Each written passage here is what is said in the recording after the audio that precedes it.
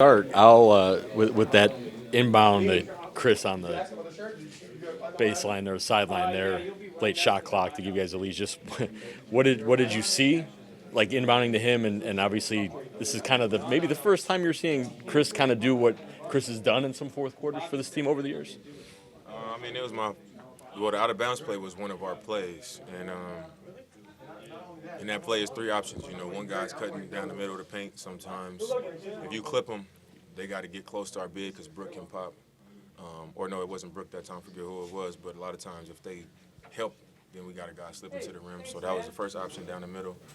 And then the guy who was setting the screen was the next option. And then he set the screen for Chris coming to the corner. I knew he would at least have a step on him. And the guy was on him. Like, he almost hit the ball. But I haven't been on this team to see it, but I've seen it, just watching games. And I know he's comfortable in those situations.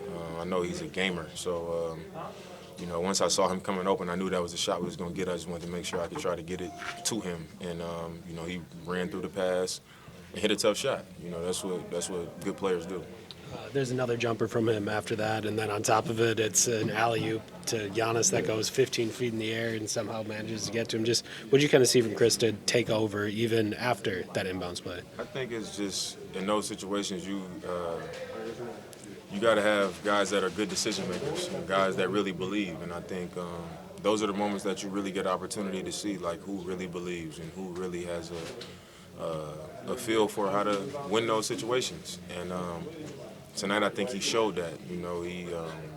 He hit shots. The lob to Giannis. That's a play where it wasn't wide open, but he knew it was only one person that's going to get this ball. And you take that type of chance because they had that type of chemistry. He understands who he's playing with. So that's like, even that play is like one of the more impressive plays to me. Just to throw that jump ball up there like that.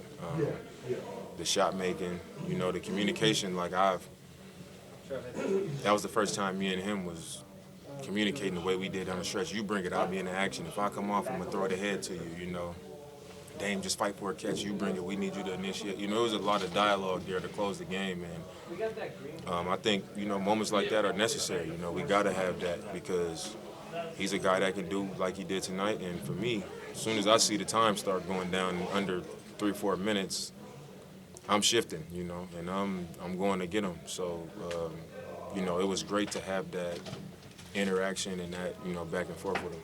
Well, it's funny you say that because Coach Griff, he said essentially the same thing about you, Giannis, Chris, that takeover mode. With that communication down the stretch, where did that come from tonight? Was that a natural thing? Is that something that you've been building toward? I'm curious where it came from. It was organic. It wasn't like we said, we got to start talking, and all that stuff. It was just like Chris came to me and said something. Then the next play, we wanted to run the action, and he just bounced back to get a catch, and I was like, no, run the full action, make them chase you over so that, they can't figure out what we're trying to do. Let's execute the entire play. So we just had, once that happened, and then, Giannis is like, look, my man is worried about me, so when I screen, you're going to be able to, he going to have to make a decision, keep messing with him, and if not, throw it to the rim, or you're going to have a shot. So we just kind of started having those conversations, and I think it really just came from time going by, but also like desire. Like we wanted to get the game done, and that was what it took. That's got to feel pretty good, right? Like for that to happen and to have like two other guys like along with you that can like make those decisions. It makes it so simple, I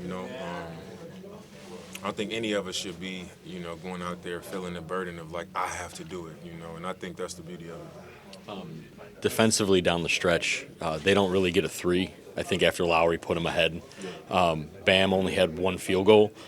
After that, just kind of what, again, kind of locked in for you all in the final stretch where maybe wasn't going that way the first 44 minutes, if you will. I think the one thing that we do have going for us is we know how to win a game. And we know how to do the things to win a game. And obviously you don't want to lean on that too much because eventually, it's going to not be in your favor sometimes.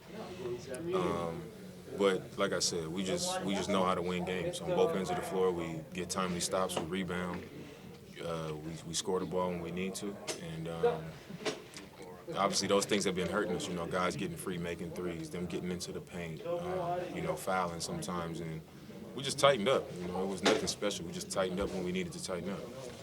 I know you have a close relationship with Bam. We've seen him be more aggressive consistently than at any other point in his career, and obviously with Jimmy and Tyler out, he was again tonight. What have you seen from him? Because it does seem, for those of us who've covered him the last 7 years, that there's a lot of growth there. That's crazy that you say that because I'm real close with Bam. And after the game, we shook hands, and I told him, I was like, you got better. I always loved this game, but he actually got better, you know. So, and he know I wouldn't just say that. So, I mean, that's the best thing I'd say is he's gotten better. What did you think of this team start? I know you guys have been working on those first quarter woes. I thought we had a great start tonight. We just got to be able to sustain it. You know, you're not going to be perfect for a whole game, but I think we got to have less highs and lows and more, you know, just even. We got to have more even performances as the game goes on and not start off great or start off bad and then pick it up, you know, to a high level or vice versa.